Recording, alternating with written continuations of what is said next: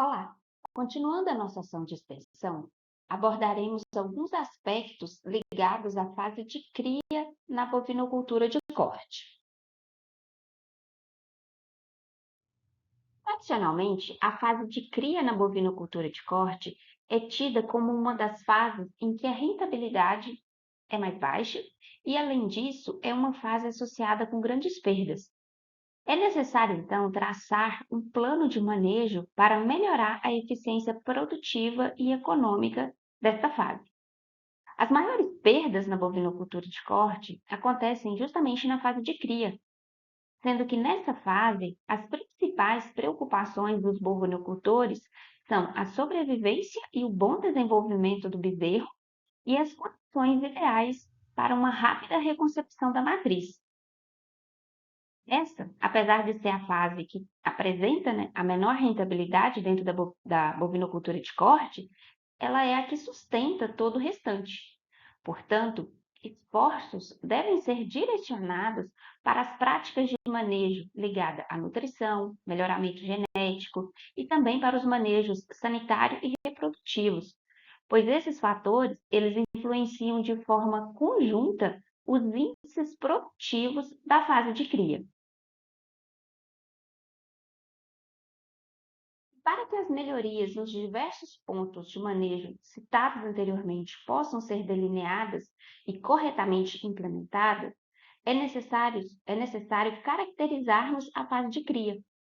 Então, aqui nós temos um fluxograma exposto, né, nessa figura que nos auxilia nesse processo. A fase de cria, ela envolve diferentes categorias dentro, né, sendo que o manejo ele deve ser específico para cada categoria.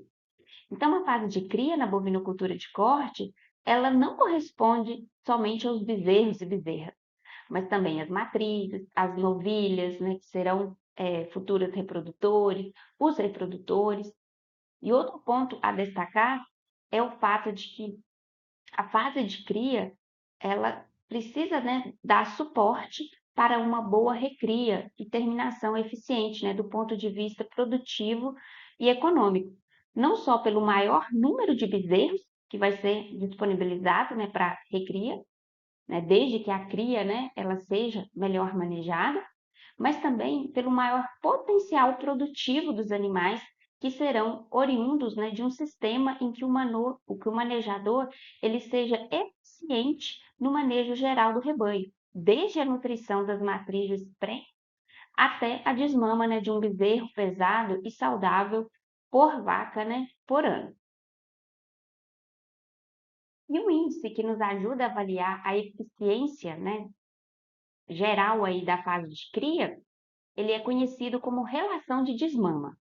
A relação de desmama, ela é definida como a porcentagem de peso da vaca que é desmamada como peso da bezerra. E a relação de desmama ideal, ela deve ser superior a 50%.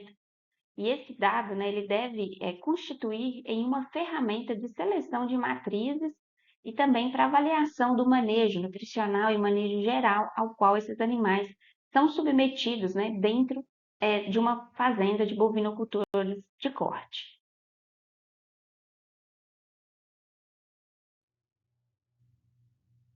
Em relação ao manejo, né, para os bezerros na fase de cria, além de todo o cuidado, né, com as práticas sanitárias que deverão, né, ser empregadas de forma correta desde o nascimento desses animais, como por exemplo, né, corte e cura do umbigo, verificar se o animal fez a ingestão rápida, né, do colostro, verificar outros aspectos, né, associados à habilidade materna da mãe, os primeiros cuidados também da matriz, né, com o bezerro logo após o nascimento. E após essa primeira fase, que exige bastante também, né, em relação aí a manejo, né, a mão de obra dentro de uma fazenda de bovino de corte, pensando na nutrição especificamente desses animais, a partir de mais ou menos, né, 90 dias de idade, possível a utilização do creep feeding. E o creep feeding, que é uma forma, né, de suplementar os bezerros sem que as matrizes elas tenham acesso a esse suplemento, pode ter, né, como vantagem aumento, né, no peso da desmama, diminuir o estresse da desmama, propiciar um desenvolvimento mais uniforme dos animais e, de forma, né, geral, também contribuir para a redução na mortalidade dos bezerros. E uma melhor exploração do potencial de crescimento e desenvolvimento dos bezerros, né, na fase de cria, propicia até uma redução, né, de ciclo, de duração do ciclo seguinte, na fase de recria, por exemplo, já que a gente pode desmamar, né, bezerros aí mais pesados, bezerros com melhor potencial de crescimento futuro. Mas é importante destacar também que a utilização, né, do creep feeding pode apresentar resultados, né, em relação a ganho bem variável. E ele só se justifica se ele estiver aí dentro de um planejamento de intensificação do sistema. Então, intensificou na cria, a recria, né, a terminação lá na frente também precisam ser intensificadas, porque senão o ganho, né, alcançado aí na fase de CRIP, de suplementação, né, na fase de cria, pode acabar sendo perdido. E o ganho de peso dos animais, né, dos bezerros na fase de CRIP é bem variável. Vai depender da disponibilidade, da qualidade da forragem, da produção, né, de leite das vacas, do potencial também de crescimento dos bezerros e também do tempo de administração e do tipo, né, de suplemento que esses animais recebem. Aqui fotos, né, para ilustrar uma instalação de um sistema de creep feeding, onde os bezerros, né, têm acesso aos suplementos sem que as matrizes consumam, né, esse suplemento. Também as situações nas quais o creep feeding, né, ele talvez seja melhor não utilizado. Por exemplo, né, quando o potencial leiteiro das vacas já é alto, quando a forragem, né, tiver alta quantidade, boa disponibilidade de nutrientes também, quando o custo, né, do suplemento for muito alto em relação ao preço dos bezerros, quando os animais não apresentarem, né, potencial genético para responder a esse maior input de nutrientes, e também quando o nível tecnológico, né, da propriedade não comportar essa tecnologia. Lembrando que a utilização do creep feed é uma forma, né, de intensificar a fase de cria. Então, ele implica também em um maior, né, desembolso aí por parte, né, dos produtores. E ele só se justifica se na fase seguinte, né, esses animais também forem suplementados, tiverem um adequado manejo nutricional.